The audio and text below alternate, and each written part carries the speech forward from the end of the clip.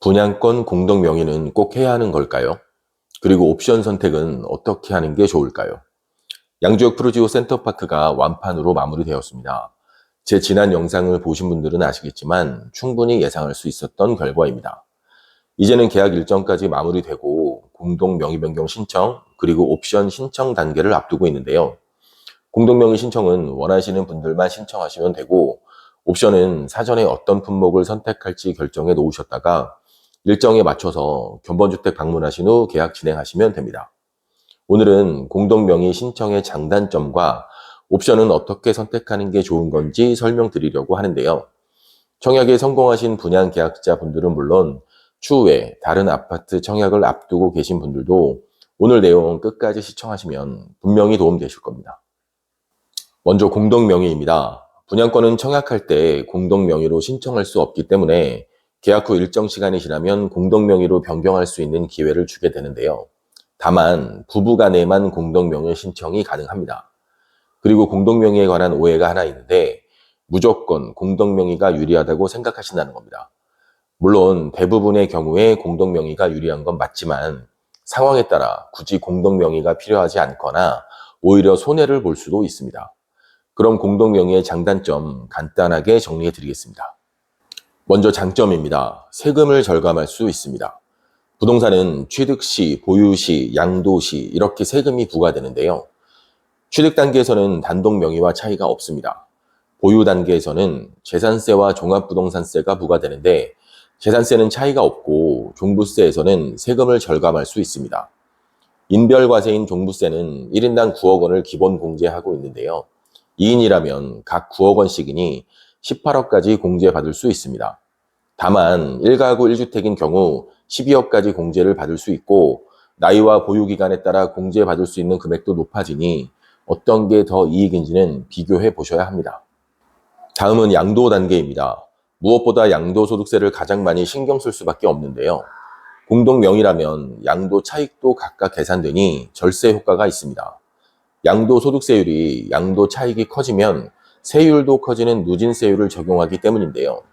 일단 설명드리기 쉽게 누진공제나 필요경비 등 기타 금액은 포함하지 않고 세율로만 설명드리겠습니다. 실제 세금은 더 적게 계산됩니다. 예를 들어 1억 원의 양도 차익이 발생한 경우 1인이라면 양도소득세율은 35%로 세금은 3,500만 원이고 2인이라면 양도 차익이 1억 원이 아니라 각각 5천만 원으로 보고 15%의 양도세율이 적용되니 둘이 합쳐서 3천만 원입니다. 단순 계산상으로도 500만 원을 절감할 수 있다는 얘기인데 인적 공제처럼 공제받는 금액도 혼자서 한 번 받는 것보다는 둘이서 2번 받게 되니 당연히 세금은 더 줄일 수 있습니다. 하지만 공동명의가 불필요한 경우나 단점도 있는데요. 양도세 계산 시 1가구 1주택 비과세를 받을 수 있고 매매 금액이 12억을 초과하지 않는 경우라면 공동명의는 아무 의미가 없습니다. 어차피 내야 할 세금이 없기 때문입니다. 12억을 초과하는 고가주택이거나 다주택자 분들이라면 고려해 보셔도 됩니다. 재산권 행사 시 절차도 다소 복잡해집니다. 모든 계약 시 2명이 같이 움직여야 하는데요. 별거 아닌 것 같아도 의외로 번거롭다고 생각하시는 분들이 많습니다. 대출도 자유롭지 않습니다. 이걸 장점이라고 해야 할지 단점이라고 해야 할지 모르겠지만 혼자서는 마음대로 대출 신청이 불가능하고 둘 중 1인이 소득이 적거나 신용도에 문제가 있는 경우 대출 한도가 줄어들 수도 있습니다. 건강보험료 부담도 증가할 수 있습니다. 재산가액에 따라 피부양자 자격이 상실되어 지역가입자로 전환될 수 있으니 미리 꼭 확인하고 비교해 보셔야 합니다. 따라서 결론을 말씀드리면 공동명의라 해서 반드시 유리한 건 아니고 내 상황에 맞춰서 판단하셔야 한다는 얘기입니다. 그리고 팁을 좀 더 드리면 부부간 공동명의 변경은 증여 형식으로 이루어지는데요. 공동명의를 하려면 납입 금액이 적을 때 빨리 하셔야 증여세 부담이 없습니다. 부부간에는 10년 기준 6억 원까지 증여세가 면제되는데요. 따라서 계약금만 지급된 경우 증여세에 해당되는 경우는 거의 없을 겁니다.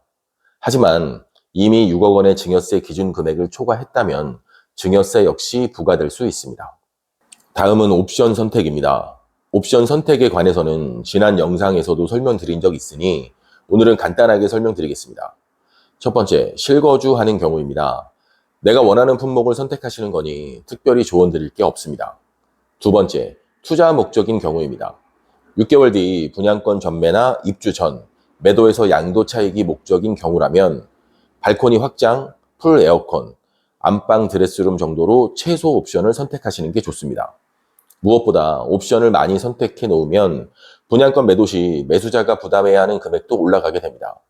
중개업자 입장에서 실제로 거래를 해보면 너무 많은 옵션을 선택한 집은 오히려 거래가 어렵습니다. 세 번째, 실거주 목적이지만 어떤 품목을 선택하는 게 좋을지 잘 모르겠는 경우인데요. 먼저 실거주 목적으로 분양받으신 분들이라 하더라도 한 번쯤은 생각해 보셔야 하는 게 있습니다. 푸르지오의 입주 시기는 2028년입니다. 그때 가서 어떤 변수가 생길지 아무도 모르는 거고요.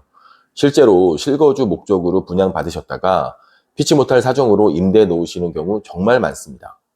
너무 과한 옵션을 선택하시고 후회하시는 분들도 있으니 이럴 땐 무난한 옵션으로 선택하시는 게 정답입니다.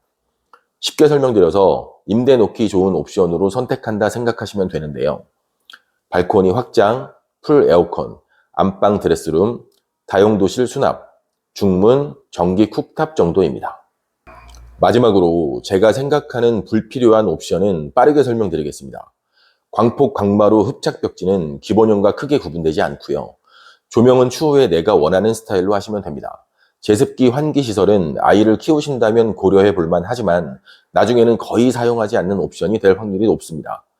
방에 설치하는 붙박이장은 웬만하면 추천드리진 않습니다. 활용 공간이 많이 줄어들게 되고 특히 5구 타입이라면 방이 작게 느껴집니다.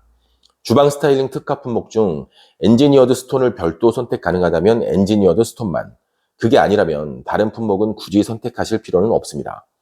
주방 아일랜드 식탁 역시 큰 활용도는 없습니다.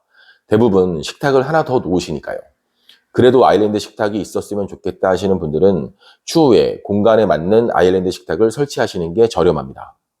냉장고장 옵션은 개인적으로 생각할 때 금액에 비해 가장 그 값어치를 못하는 품목이라 생각합니다. 차라리 입주 때 설치할지 고민하시는 게 낫습니다.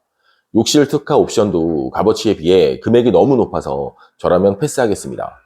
전기 쿡탑을 제외한 전기 오븐, 식기세척기는 2024년 모델을 굳이 지금부터 설치할 필요가 있을까요? 필요하시면 2028년 입주 시기에 새로운 모델로 설치하시면 됩니다. 빌트인이라 안 맞으면 어떡하지 고민하실 수 있는데 나중에도 얼마든지 가능합니다. 오늘 설명드린 내용 도움이 되셨기를 바라고요. 궁금하신 점 댓글 남겨주시거나 연락 주시면 친절하게 답변 드리도록 하겠습니다. 지금까지 미소부동산이었습니다. 감사합니다.